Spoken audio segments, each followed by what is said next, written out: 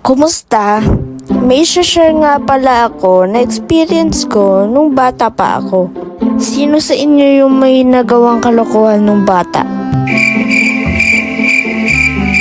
Bakit mo kami tinatanong?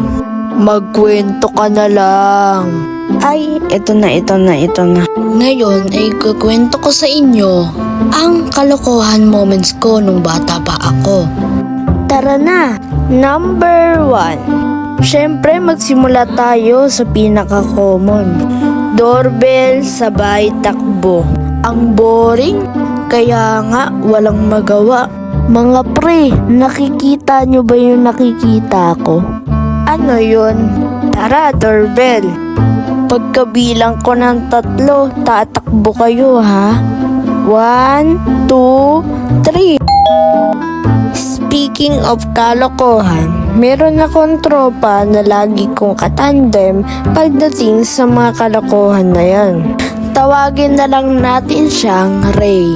Naalala ko pa nga nun, binabato namin yung bahay ng kapitbahay namin. Loud trip talaga eh. Tara Ray, batuin natin yung bahay ng kapitbahay natin. Ha, sige.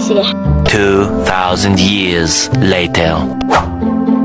Hoy, mga punyeta kayo, mga bata kayo. Ha, lakas talaga ng trip mo, loko ka. Isa rin sa mga kalokohan ko nung bata pa ako, yung pinapaiyak ko yung pinsan ko. Tara kuya, laro tayo.